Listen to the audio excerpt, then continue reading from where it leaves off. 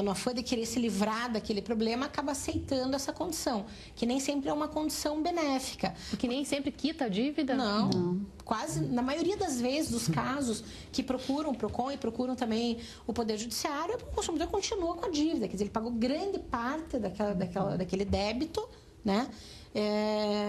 Por uma situação não conseguiu continuar, o bem é apreendido, é vendido e nós sobra um débito. E débitos que não são pequenos, às vezes, são grandes.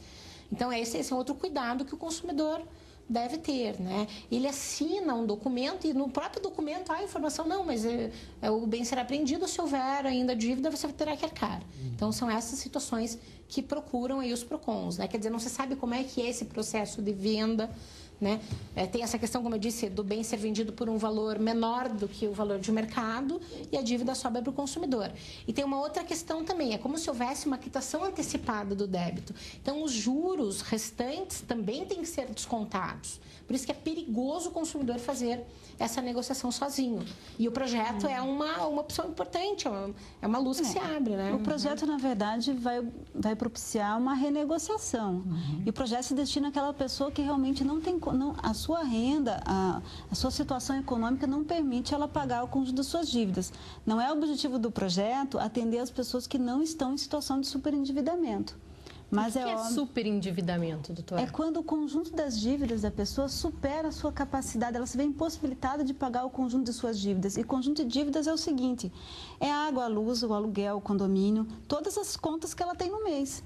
Ou ela paga o aluguel, ou ela paga o financiamento, ou ela paga o financiamento, ou ela não paga a água. À medida que ela não consegue pagar todas essas contas do mês, vamos dizer assim, ou a longo prazo, ela pode ser considerada uma superendividada.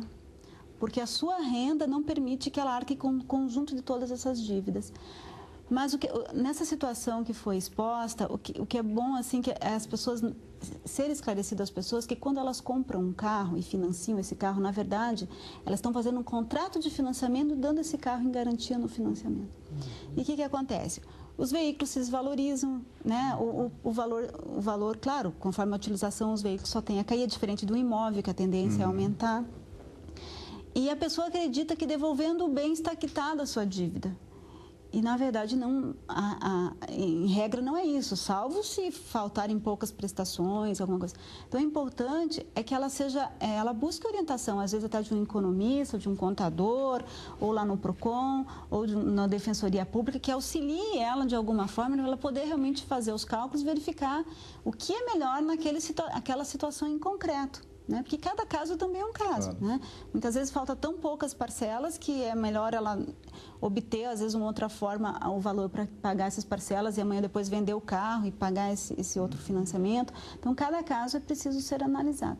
Mas o projeto, efetivamente, talvez uma saída daquela pessoa que esteja com um financiamento dessa natureza, acaba se sentindo superendividada e pode sentar à mesa com seus credores e buscar uma renegociação, às vezes até...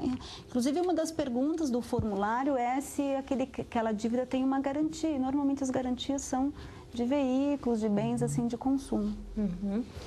Uma outra questão que eu acho que é importante, assim, mesmo que não haja previsão expressa, não haja uma legislação específica para tratar desses casos, o Código do Consumidor, ele dá um suporte, sim, em termos de argumento, né? Sim. Que é o que nós utilizamos nos PROCONs, de uma forma geral, até o próprio Poder Judiciário, que é a questão da informação. Se o consumidor não é prévia e devidamente informado, quer dizer, se a informação é clara, se é compreensível para o consumidor, ele não é obrigado a submeter aquela obrigação.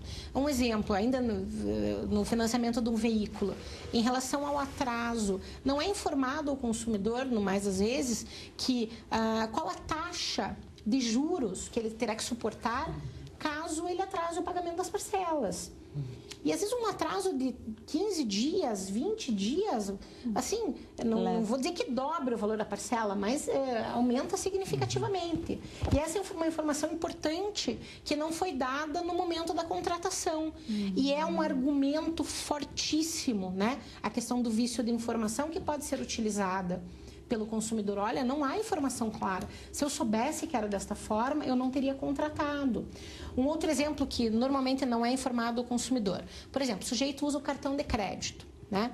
Então, crédito cartão de crédito, vocês vão me confirmar isso, é um ótimo instrumento de acesso ao crédito. É bom para quem sabe usar. Para quem sabe usar. O problema é você pagar um pedaço da tua fatura e deixar o restante para o mês que vem, o troço vira uma bola de neve. Isso, o tal do mínimo, né? Mínimo. Que é uma tentação. É uma tentação. Uma tentação, 20%, normalmente.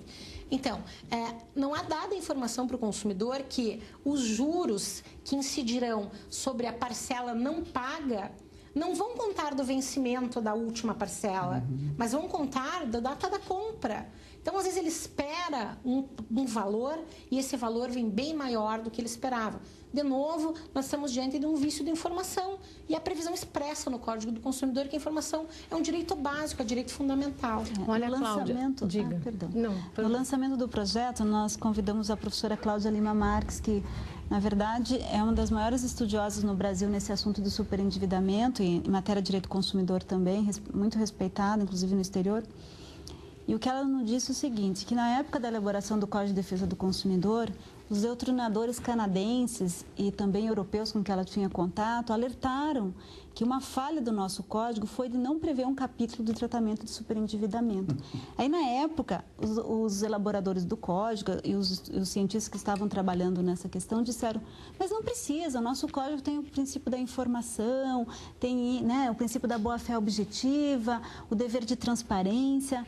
E, na época, ainda eles alertaram que talvez esses princípios, por si só, não fossem suficientes se houvesse uma democratização do crédito no país. E é isso que nós estamos observando. É óbvio que, jurisdicionalmente, talvez esses princípios possam resolver uma situação em concreto.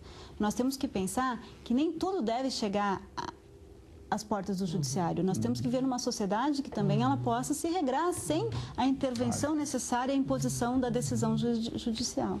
Mas só o fato do fornecedor saber que jurisdicionalmente o consumidor ele seria tutelado e bem tutelado com base nos princípios, eu acho que é um passo para uma mudança de mentalidade. Com certeza. Isso é importantíssimo. Olha, vocês falaram da questão do cartão de crédito, olha só, tem um e-mail aqui, a pessoa não quis se identificar, dizendo assim, ó, tem uma dívida no cartão Mastercard de R$ 4.763 com atraso de 34 dias.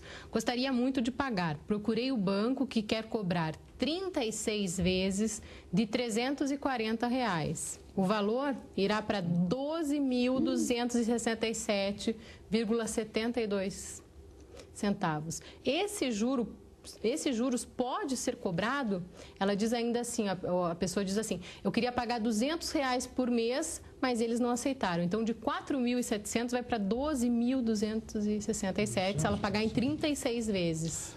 Os juros do cartão de crédito são os mais escorchantes do sistema financeiro. Então, eu sugeriria fugir dessa negociação.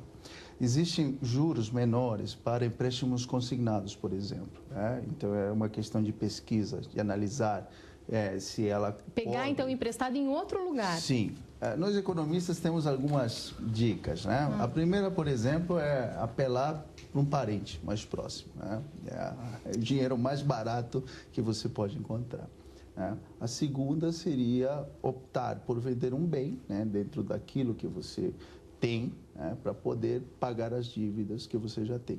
E a terceira e última, talvez, seria procurar um endividamento com menor taxa de juros. E, nesse contexto, um empréstimo consignado chega até a metade desses juros cobrados. De alguma forma, há um ônus, mas ele precisa trocar essa taxa de juros que está sendo oferecida. E sem pagar aqueles juros, vai pagar os 4.000 ali, o valor original.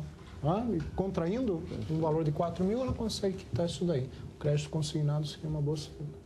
Como renegociar as suas dívidas? É o tema do programa de hoje, então você pode mandar aqui para nós a sua dúvida, um comentário, tanto pelo e-mail do programa que está aqui no vídeo ou pelo nosso 0800 643 7555. Eu já volto.